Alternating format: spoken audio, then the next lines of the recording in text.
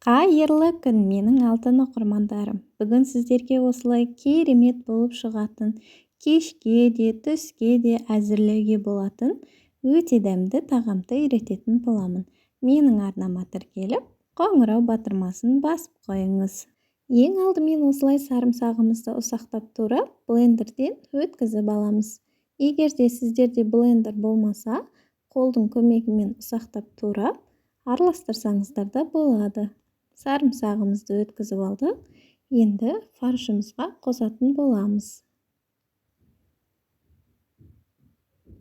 Сарымсағымызды міне салып алдық. Енді алдын ала жібітілген нанымызды осылай ұсақтап, фарштың үстіне саламыз. Содан соң дәміне қарай тұз саламыз. Жұмыртқаның ағын осылай қосамыз. Қаласаңыздар, бір жұмыртқаны салып қоссаңыздар да болады. Жақсылап араластырамыз. Егер де бұрышты, зірені ұнатсаңыздар, қоссаңыздар да болады дәміне қарай. Осылай фаршты жақсылап араластырып аламыз. Түйіршіктер болмау қажет. Міне фаршымызды жақсылап дайындап қойдық. Енді сырымызды осылай үкіштен өткізіп аламыз. Менде мұнда 6 кісілік тағам. Егер де қаласаңыздар, кісі саны көп болса, көбірек дайындасаңыздар болады. Немесе құрамын азайтып, аз кісіге әзірлесеңіздер де болады. Осылай қызанағымызды 6 бөлікке бөліп аламыз.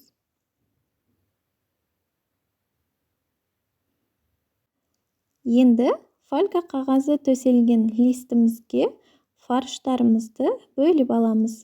Фаршты 6 бөлікке бөліп аламыз. Бәрін бірдей формада бөлу қажет. Сол кезде котлеттеріміз бірдей доп-домалақ әдемі болып шығады. Мінеки 6 бөлікке бөліп алды. Артып қалған фаршты, қай фаршта аз, соған қосып шығамыз.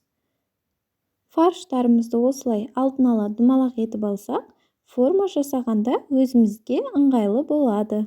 Енді осылай фаршымызды домалақ етіп, ортасын кішкене басып шығамыз. Осылай домалақ етіп, әдемі етіп аламыз. Енді қызанағымызды ортасына қоямыз. Тура солай 6 фаршымызды да жасап шығамыз. Менде мұнда 6 кісілік. Егер де қаласаңыздар, кісі саны көп болса, қосасыздар. Рецептке қажетті заттардың бәрін описание бөліміне жазып қойдым. Сол жерден өзіңізге қажеттісін алсаңыздар да болады. Менің арнамда түрлі рецептер бар. Арнама тіркеліп, күнделікті рецептерді көріп отырсаңыздар болады. Мінеки осылай форманы жасап болып қалды. Алдын ала духовкамызды 180 градуста қыздырып қоямыз. Арнамдағы видеоларды толықтай көріп болғасын, комментарийға өздеріңіздің ойларыңызды бөлісе кетіңіздер. Мен күнделікті комментарийларды оқитын боламын. Сіздердің ойларыңыз мен үшін маңызды. Мінеки фаршымызды дайындап болып қалды. Қызып тұрған пешімізде 180 градуста пісіріп аламыз. Піскен кезде фаршымыз қызыл түске енеді.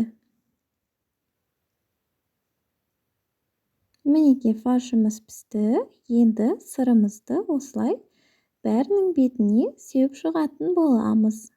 Фаршымыз піскен кезде осылай кішкене фарштың сөлі шығады. Осылай сырымыздың бәрін алтауына бөліп салып шығамыз.